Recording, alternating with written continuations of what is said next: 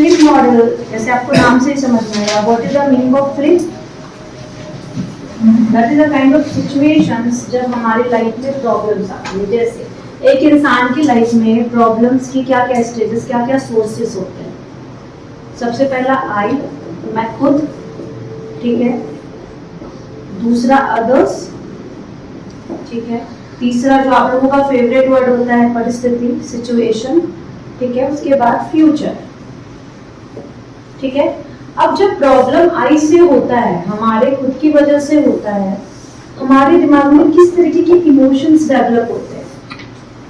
For example, आप घर जाते हो, आप रिलैक्स हो जाते हो, या फिर आप गलत तरीके से किसी पे गुस्सा कर रहे हो, आपको पता है कि आप गलत कर रहे हो, उसके बावजूद आप अपने आप पे कंट्रोल नहीं कर पा रहे, राइट।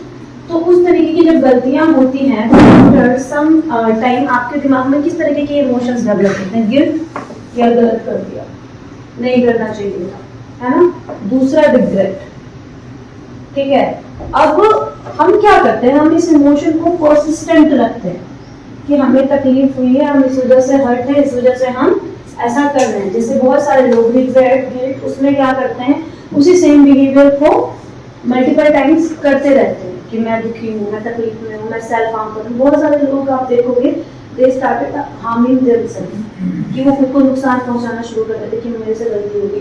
कुछ लोग एक बार रिलैप्स होते हैं, उसको रिलैप्स बना देते हैं, है ना, कि मेरे से गलती हो गई, अब मैं खुद पे काम नहीं कर पाऊंगा, मेरी जिंदगी में फिर से वही साइकिल स्टार्ट हो जाएगा और आप अपने डर के सामने फिर से हार जाते हैं। Started what I doing, regretting कि यार अब तो हो गया, अब कुछ नहीं कर सकते। लेकिन इसका एक्चुअल में जब भी हमारा जितने लोग हैं, किसी की लाइफ में प्रॉब्लम आती है ना, उसका ऑब्जेक्टिव क्या होना चाहिए? अगर हम एक देखें तो हमें इस सिचुएशन में क्या करना चाहिए? Learn and apply. Whenever a person did something which is not right, है ना, that is kind of relapse prevention therapy, है ना, कि जब भी हमारे से गलती होती है हम करते क्या हैं और एक्चुअल में हमें उसकी जगह क्या करना चाहिए। Okay, I did something wrong, I know, next time I will prepare for that कि ओके पिछली बार ना मैं यहाँ फिसल के गिरा था, तो definitely I won't select that particular way because that is harmful for me, है ना। But what we are doing, we are sleeping at same place and we are regretting after like did that कि अरे अब तो गलती हो गई, अब तो फिर से वही हो गया, ठीक है। और फिर हम क्या कहते हैं, हर बार एक नए बहाने को डेवलप करते हैं कि इस बार हमारी क्यूरियोसिटी का कारण कुछ और था, लेकिन हमारा उस परिस्थिति को टैकल आउट करने का जो एक्शन है वो सेम ही चलता रहता है।